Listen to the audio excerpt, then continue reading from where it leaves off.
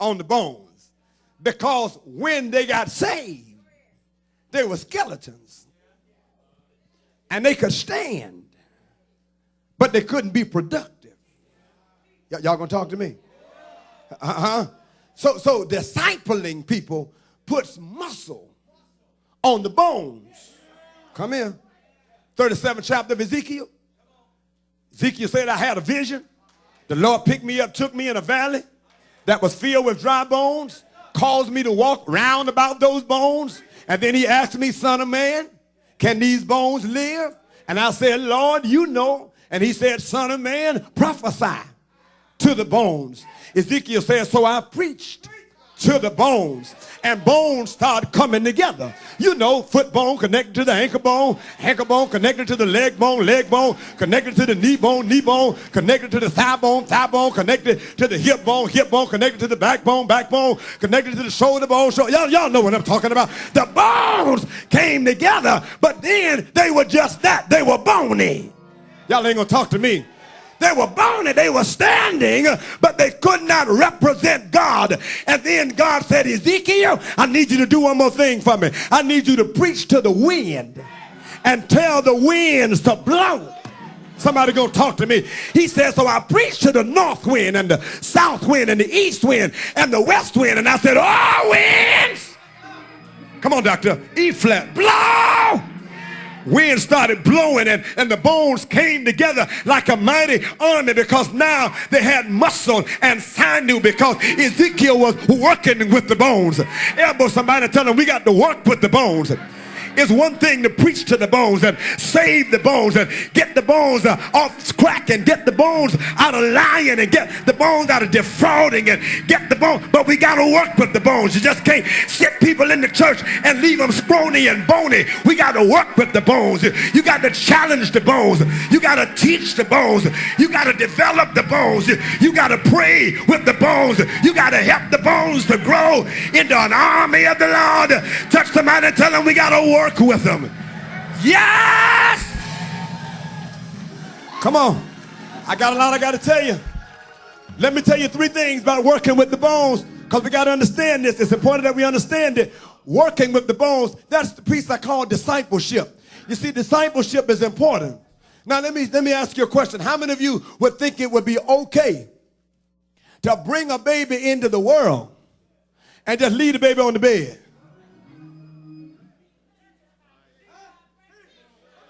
You go to jail for that. That's called neglect. You get time for that. When you bring a baby into the world, it's your responsibility to feed the baby, to nurture the baby, to nourish the baby, to teach the baby. You can even get in trouble for not taking your baby to school when he or she is of age to go to school, because it's a law in this society that we educate our children. So why in the world in the church will we get people saved and just leave them on the bed and not go back and spend time with them and intentionally instruct them and build them into strong, mature Christians? There are people sitting here right now that wish somebody would just work with me. I'm saved, but I need somebody to work with me. Am I right about it?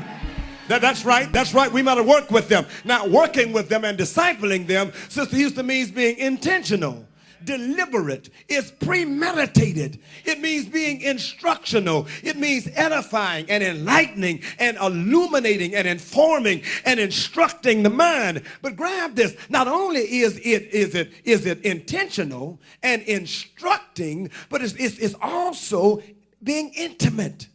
Y'all need to grab this. You see, you disciple people intimately. Anybody ever had a mentor? Huh? Anybody ever been a mentor? Mentoring requires a certain measure of intimacy. There's a passage in Mark that I love. I love this verse because we always miss, Antonio, the import of it. It says, and Jesus called the disciples, Michelle, that they might be with him, that he might send them out. Sounds simple, doesn't it? He called them, mister, that they might be with him, that he might send them out. He didn't just call them and send them out. Huh? He could have. But he called them that they might be with him. Spending time with him was not accidental, coincidental. Huh? It was intentional. He called them that they might be with him. They needed to spend at least that 3.5 years with him, learning how to be like him, learning what the kingdom is about, learning how to pray, learning how to trust God, learning how to be peaceful, learning how to be meek, learning how to be kind, learning how to be patient, learning how to be sanctified, learning how to be Holy Ghost filled. They needed to learn. I told them this morning, they were first called Christians at Antioch. They weren't called Christians because people liked them. They were called Christians because that's the only way they could describe their behavior. People were looking at them trying to figure out what was wrong with them. So they said, you know what they are? They ain't nothing but some old Christians acting like that man Jesus Christ. I wonder what folk call you. Who you act like? What do they call you because of your behavior, your conduct, the way you treat your neighbor, the way you deal with your supervisor, the way you handle your husband or your wife? What would they call you? Yeah, y'all quiet on me now.